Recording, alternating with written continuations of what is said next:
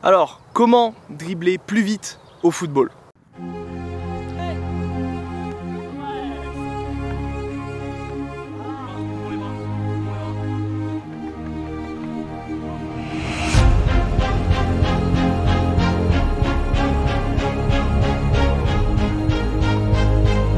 Alors oui, forcément, je dois en avoir un paquet des joueurs qui adorent dribbler, qui savent le faire, d'autres qui adorent dribbler mais qui savent peut-être moins le faire et qui souhaitent apprendre, et les autres qui se disent que pourquoi pas, hein, une fois de temps en temps, sur une action difficile, se sortir par un contre un, gagner du coup, quand on a le ballon, ou tout simplement, voilà, faire partie de ces joueurs capables de faire la différence à tout moment, par un dribble ou plusieurs. Alors l'équipe aujourd'hui, on va tout simplement apprendre à dribbler plus vite avec 5 exercices très simples à mettre en place. Il y aura 2 exercices sans vraiment besoin de matériel, juste besoin d'un ballon, ça paraît logique. Ensuite, on aura besoin de coupelles et d'une échelle de rythme, d'accord? Donc si tu n'as toujours pas investi, là tu en as pour un budget de 10, 15, grand maximum 20 €, ça dépend où tu l'achètes. Mais voilà, si tu l'achètes sur Click4Foot, vraiment, là, tu auras du bon matos et vraiment à un prix largement accessible. Et avant de débuter vraiment cette vidéo et te donner quelques conseils, je vais te demander 2 choses. Déjà, n'oublie pas que tu as toujours 2 vidéos gratuites pour booster ta vitesse. Le lien est toujours dans la description et aussi tu vas me mettre aujourd'hui le hashtag dribble, d'accord? Alors on me bombarde encore une fois de hashtag dribble, on y va, on essaye de battre à nouveau un record sur les commentaires de cette vidéo. Alors tout simplement, tu as déjà vu une vidéo sur ma chaîne sur comment dribbler où je t'ai donné quelques conseils déjà, donc n'hésite pas à aller la voir. Et aujourd'hui, tout simplement, je vais te donner un tout petit conseil que peut-être que tu ne connais pas. Certains le font naturellement, d'autres ils ne le font pas et du coup ils ont du mal quand même à dribbler et à conduire tout simplement le ballon. Il va falloir en fait dribbler avec vraiment la pointe du pied, d'accord, et la pointe vers le bas, pour tout simplement être beaucoup plus vif, pour pouvoir changer de direction sur un crochet extérieur ou un crochet intérieur, d'accord? Donc prends bien note et de toute façon tu vas le voir dans les exercices. Ouais l'équipe, alors du coup, premier exercice, on va pas travailler avec la pointe du pied, on va surtout travailler notre vitesse gestuelle, d'accord, en travaillant un double contact sur place, d'accord? Donc là on va vraiment pouvoir se concentrer sur notre vitesse d'exécution.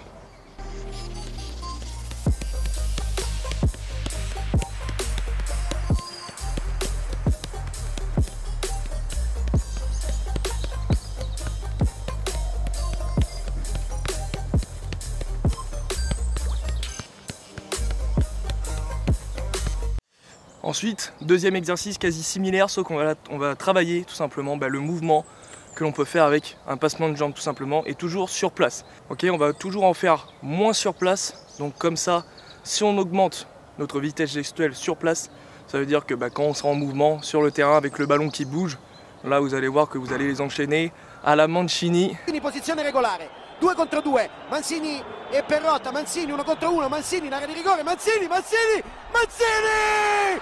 Mancini! 2-0! Mancini! 2-0! Ok, bon désolé Anthony Réveillard.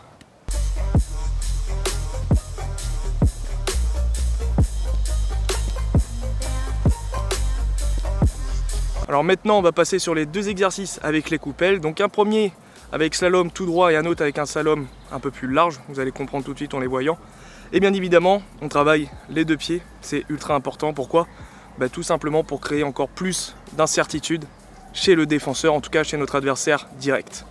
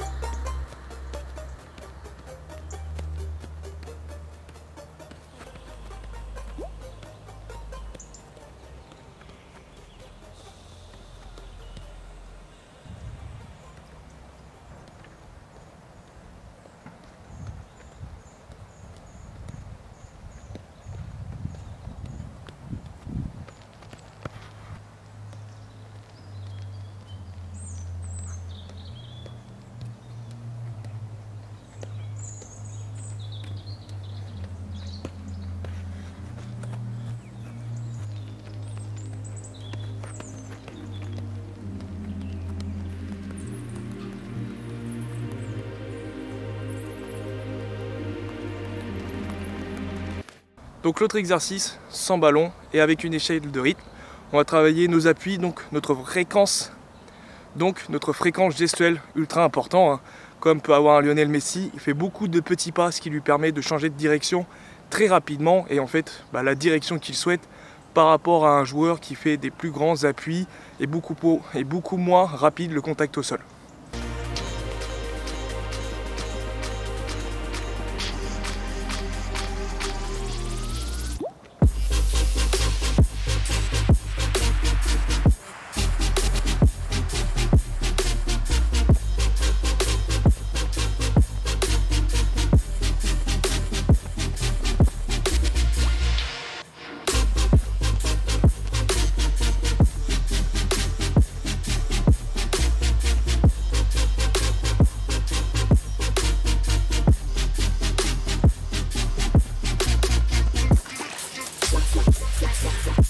Voilà l'équipe, fin de la présentation des exercices. Donc savoir dribbler c'est ultra important comme j'ai pu le dire en début de vidéo, faire la différence à tout moment. Un joueur comme ça a son importance dans l'équipe et je peux vous dire que dans l'esprit du coach, quand un joueur est capable de faire la différence à tout moment, hein, celui qui est capable d'éliminer un joueur dans la zone de prédilection ou le joueur qui est capable aussi de dribbler, d'enchaîner et de finir à tout moment ou tout simplement de finir à tout moment, c'est ultra important et dans la tête du coach, ça cogite pour le faire sortir même s'il fait un mauvais match. Alors bien sûr, dribbler rapidement et pas mettre 15-20 minutes à effectuer son dribble, hein, sinon le défenseur il va se foutre de vous, c'est ultra important parce qu'il faut créer de l'incertitude chez l'adversaire. Il ne faut pas qu'il prenne confiance et gagne le premier et le deuxième duel, d'accord? Sinon après, vous allez perdre confiance et lui, lui ça va faire un pic, d'accord, vers le haut et là ça va être très difficile, d'accord? Donc important, fréquence gestuelle rapide, hein, le contact au sol doit être rapide, d'où le travail sans ballon. Et ensuite, il faut manger du travail avec ballon. Et comme j'ai pu te le montrer dans les 2 premières vidéos du dribble, d'accord, c'est ultra important de travailler 1, 2, 3 dribbles à soi qu'on maîtrise à la perfection. Ok. Bon l'équipe, on n'oublie pas le hashtag dribble, d'accord, on explose ça en commentaire et je vous souhaite de bons entraînements, une bonne progression. Et on est ensemble pour réussir.